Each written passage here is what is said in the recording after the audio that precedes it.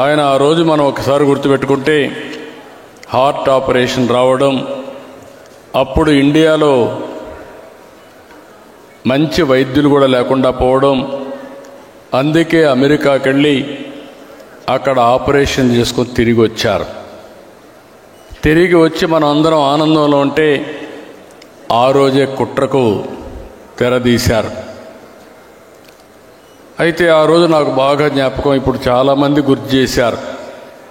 ఇంద్రసేనారెడ్డి గారు కూడా గుర్తు చేశారు, అదే మరి బుచ్చయ్య చౌదరి గారు కూడా చెప్పారు. అక్కడ వచ్చిన సమాచారం అంతా చూసిన తర్వాత నాకు ఒక అనుమానం వచ్చి, ఏదో కుట్ర జరుగుతూ ఉంది, దీన్ని తిప్పి కొట్టాలంటే ఎమ్మెల్యేలు మెజారిటీ ఉంటే తప్ప సాధ్యం కాదని రాత్రికి రాత్రి మొత్తం 161 మంది ఎమ్మెల్యేలని ఆ రోజు రామకృష్ణ స్టూడియోస్లో ముషిరాబాద్కి చేర్చాం. అది గేమ్ చేంజర్గా అయింది. ఆ రోజు కానీ రాకపోయి ఉంటే, ఇంతమంది ఎమ్మెల్యేలు లేకపోయి ఉంటే ఏమాత్రం కూడా భయపడకుండా ముందుకు పోయే పరిస్థితి వచ్చేది. అంత మునుపు కూడా చరిత్ర మీరు ఒకసారి చూస్తే 47 నుంచి 84 దగ్గర 37 సంవత్సరాలు. 37 సంవత్సరాల్లో 26 ప్రభుత్వాల్ని పడగొట్టారు. 18 నెలలకు ఒక్కొక్క ప్రభుత్వం పోయింది. కానీ ఈ మహాపోరాటంలో గెలిచింది ఒకే ఒక వ్యక్తి, అది నందమూరి తారక రామారావు గారు.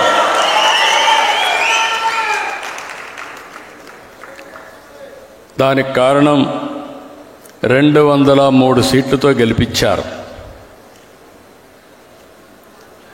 ఈరోజు మనం ఒకసారి చూస్తే ఆయనకు జరిగిన అన్యాయం ఒక పక్కనైతే, ప్రజాస్వామ్యానికి జరిగినటువంటి ద్రోహం కింద ప్రజలందరూ సంఘటితమయ్యారు. ఇప్పుడే ఇంద్రసేనారెడ్డి గారు చెప్పారు, అప్పట్లో ఇంద్రసేనారెడ్డి చాలా పౌరుషంగా ఉండేవాడు, హైదరాబాద్లో ఉండేవాడు. ఆయన నేరుగా వచ్చి అంటే మన స్టూడియోకి వచ్చి అక్కడి నుంచి ఇప్పుడు కూడా గుర్తు చేశారు, ఎమ్మెల్యే క్వార్టర్స్ పోతే వీళ్ళందరి మీద దాడి చేశారు. అక్కడి నుంచి నేరుగా ఎమ్మెల్యే క్వార్టర్స్కి అందరినీ తీసుకురావడంలో ప్రముఖ పాత్ర వహించిన వ్యక్తి ఇంద్రసేనారెడ్డి గారు అని చెప్పి నేను మీకు తెలియజేస్తున్న 30 రోజులు కూడా. అదే మరిగా వెంకయ్యనాయుడు గారు అయితే మన నాయకుడితో రాష్ట్రమంతా తిరగడం, దేశంలో ఉండే నాయకులందరినీ ఒక త్రాటిపైకి తీసుకురావడం. వెంకయ్యనాయుడు గారు నేను 78లో కూడా చూశాను అసెంబ్లీలో. ఆ రోజు అసెంబ్లీలో ప్రతి ఒక్కరూ భయపడతారంటే ఈయన జైపాల్ రెడ్డి గారు ఉండేవారు. వాళ్ళ అసెంబ్లీని గజగజలాడించిన రోజులు అవన్నీ.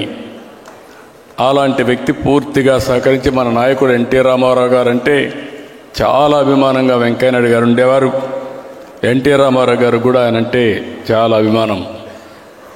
ఇవన్నీ మనం ఒకసారి చూస్తే ఆనాటి గవర్నర్ రామ్లాల్ జరిగిన సంఘటన మీరు చూస్తే, మెజారిటీ ఉంది, మీరు అసెంబ్లీ సమావేశం చేయండి, నేను బలాన్ని నిరూపించుకుంటానని అంటే కూడా చాలా దౌర్జన్యంగా, ఇప్పుడే లోపల వస్తామంటే వెంకయ్యనాయుడు గారు చెప్పారు, ఆయన మాటలోనే మీరు ఇంటే అర్థమవుతుంది, అంత అప్రజాస్వామికంగా చేస్తే ముఖ్యమంత్రిగా గవర్నర్ని కలవడానికి పోయిన ఎన్టీ రామారావు గారు తిరిగి పోలీస్ వ్యాన్లో కంట్రోల్ తీసుకుపోయే పరిస్థితి వచ్చింది.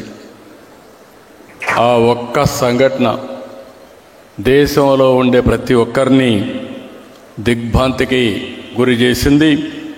అంతేకాకుండా దేశమే కాకుండా భారతదేశం మొత్తం బగ్గుమనే పరిస్థితి వచ్చింది. కన్యాకుమారి నుంచి కాశ్మీర్ వరకు ప్రజలందరూ కూడా ఒకటయ్యే పరిస్థితికి వచ్చారు. ఆంధ్రప్రదేశ్లో ఒక ప్రాంతం అని కాదు, ఒక గ్రామం అని కాదు, తెలంగాణ, ఉత్తరాంధ్ర, దక్షిణాంధ్ర, రాయలసీమ అందరూ ఒకటయ్యారు. ఎక్కడికక్కడ రోడ్డు ఎక్కారు. ఒక్క రోజు కూడా వదిలిపెట్టలేదు. ఇప్పుడే కొంతమంది మాట్లాడినప్పుడు చెప్పారు, వెంకటనారాయణ గారు మాట్లాడినప్పుడు చెప్పారు, నా చరిత్రలో, నా జీవితంలో ఎప్పుడూ చూడనటువంటి సంఘీభావాన్ని చూశాను. మేమందరం ఆ రోజు ఎమ్మెల్యేలు కాపాడుకోవాలి, ఒక ఎమ్మెల్యేకి మంత్రి పదవి అప్పట్లో ₹1 కోటి మరి డబ్బులు ఆఫర్ చేస్తే వీళ్ళని కాపాడుకోవడం మాకు చాలా కష్టమైపోయేది. ఆ రోజు ఎంతోమంది సహకరించారు. మాకు తెలియని వ్యక్తులు, ఉదాహరణ మీరు ఒకసారి చూస్తే కర్ణాటకలో హెగ్డే గవర్నమెంట్ మాకు షెల్టర్ ఇవ్వాలి, దేశంలో ఎవ్వరూ ఇవ్వలేని రోజున కర్ణాటకలో మాకు అకామిడేషన్ ఇచ్చిన ఏకైక వ్యక్తి రామకృష్ణ హెగ్డే. ఆ రోజు అక్కడ రఘుపతి గారు మంత్రి. రఘుపతి గారిని అప్పచెప్తే రాత్రింబగళ్ళు మాతో ఉండి మొత్తం ఎమ్మెల్యేలకు ఏం కావాలో చేసిన సందర్భం అది. దేశంలో ఉండే అన్ని రాజకీయ పార్టీలు, కాంగ్రెస్ ఇతర ప్రతిపక్షాలన్నీ కూడా 18 పార్టీలు జమ కట్టాయి. ఒకే మాట, ఒకే డిమాండ్. మీరు చూస్తే గవర్నర్ రామ్లాల్ రీకాల్ చేయాలని పెద్ద ఎత్తున ఉద్యమాలు చేశారు.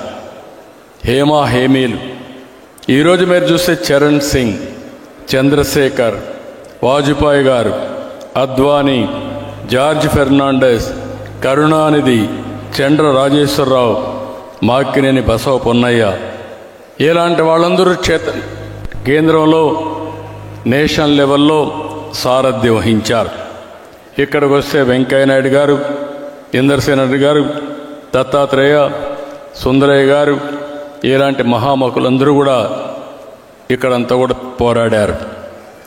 ఆ రోజు జ్ఞాపకాలు చూసుకుంటే కట్టుబట్టలతో నేను బయలుదేరి వెళ్ళిన తర్వాత 30 రోజులు మళ్ళా ఎన్టీ రామారావు గారు ముఖ్యమంత్రి అయిన తర్వాతనే ఇంటికి వచ్చాం.